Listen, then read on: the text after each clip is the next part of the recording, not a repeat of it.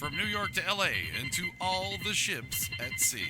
This is news from across our nation, right through your backyard and up your asphalt. Coming to you from Gonzo Today's news headquarters, this is Memos from the National Affairs Desk. I'm your host, Doc Jeffurious Higgason. Let's go to press.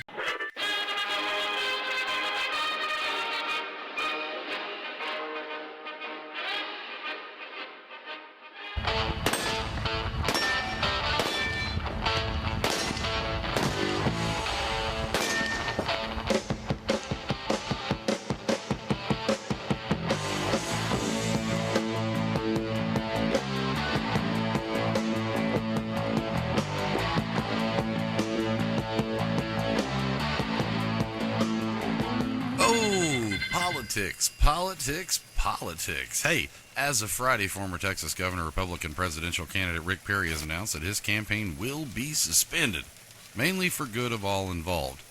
Perry's camp made the announcement on Friday afternoon, citing poor numbers at the polls so far. Hey kids, remember that was the same thing that put the kibosh on Perry's 2012 campaign. Ow, doesn't it just bring you back? Perry said Friday the GOP field is just too strong to make enough headway to justify continuing his campaign, and that he steps aside knowing the Republican Party is in good hands for all intents and purposes. Whatever that means. No one likes you, Rick.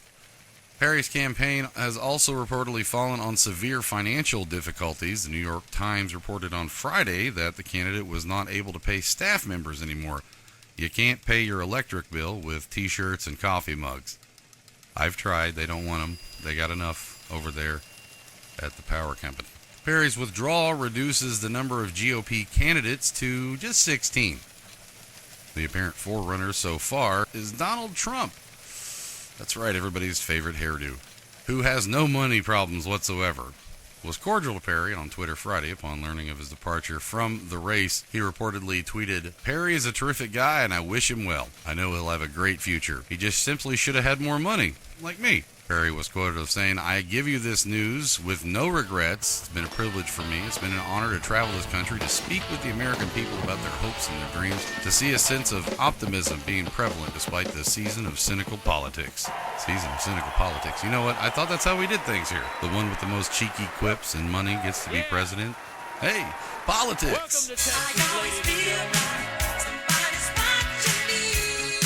The neighbors of a man in Hermitage, Pennsylvania are trying to get him to perhaps just to step down a little bit the amount of spotlights he uses to protect his home from aliens. 78-year-old Arthur Brown lives in a tinfoil wrapped house, no joke, in the Virginia Road area of Hermitage. He shines spotlights at the house during the day and the night in hopes of thwarting extraterrestrial attacks. Nancy Reich, the neighbor across the street, cites the house being a nuisance in her attempt to try to sell her own home, which is understandable, I guess. A judge ordered Brown to take down the lights earlier this year, imposing a $500 per day fine if he continued to shine his spotlights late into the night. Officials said he has not complied and now owes more than $20,000. Dang. The City of Hermitage has now filed a petition to get an injunction to have Brown's lights removed completely. Hermitage City Mayor Gary Hingston said that it's a violation of the city's zoning ordinance to have excessive lighting that adversely affects neighboring properties. They only do that at Christmas time.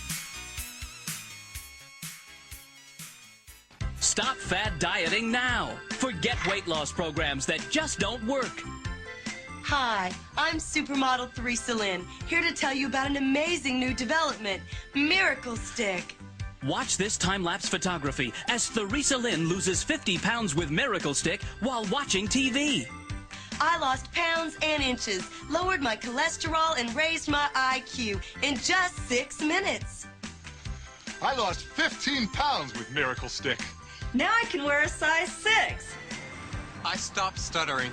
Miracle Stick, made of tough, genuine wood, is 10 aerobic workouts in one. It's a curling bar. It's a chin-up bar. A tummy tightener. Tightens thighs and buttock muscles. It's a neck stretcher. A bench press. An aerobic step. A sit-up bar. A squat bar. But that's not all. You'll never stop coming up with incredible uses for Miracle Stick.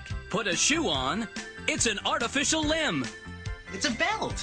It's a contact lens. It's a dictionary. It's an ear swab. It's a nursing bra. Don't order yet, because you'll also get this book, 101 Uses for Miracle Stick. All for the incredible price of not $49.99, not $69.99, but $99.99. Order Miracle Stick today. To order Miracle Stick, just call 1-800-555-It's-a-Piece-of-Wood. Police in Millis, Massachusetts said an officer is facing prosecution after he allegedly fired his gun at his own police cruiser, effectively murdering the car, and then like a crazy ex-lover, he burned it to stage a crime scene.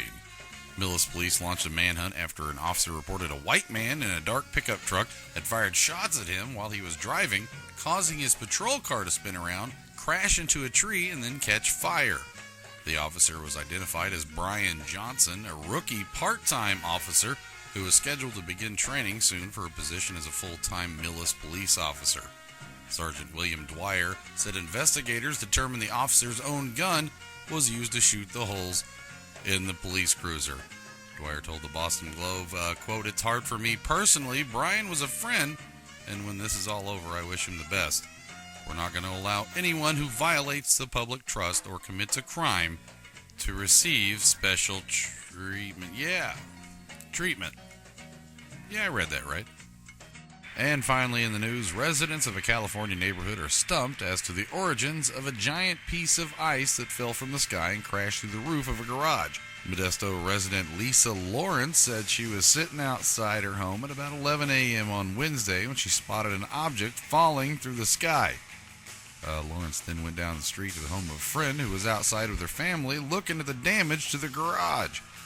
The ice punched a hole in the roof of the garage and damaged the rear bumper of the family's Honda Accord. Witnesses stated that the impact sounded like somebody had simply just crashed a car through the garage door. Nah, it happens a lot in that neighborhood probably. Neighbors said they are stumped as to what the origins of the ice are. One resident suggested that maybe it came from a jet plane. However, it wasn't yellow or anything. From a toilet. You've seen the TV shows about them, right? Federal Aviation Administration spokesman Ian Greger recommended the homeowners save the pieces of ice for analysis and contact the FAA's Fresno Flight Standards District Office. Meteorologist Mark Feenan said the ice ball was unlikely to be the result of hail or other weather phenomenon. Things just fall out of the sky in California all the time. I've read a few stories, to tell you the truth. Come to think of it, I think it was Twilight Zone. Yeah, Twilight Zone. Well, that does it for this week's edition of Gonzo Today's Memos from the National Affairs Desk. I'm your host, Doc Jeffurious Higgason. Thanks for tuning in. Check us out on the web at gonzotoday.com. We're also over on Facebook and over on the Twitter. So you can't miss us. That's right. Gonzo Today and Memos from the National Affairs Desk, copyright 2015. Going to leave you with this one. It's quite a toe tapper, so have a good week. Bon voyage.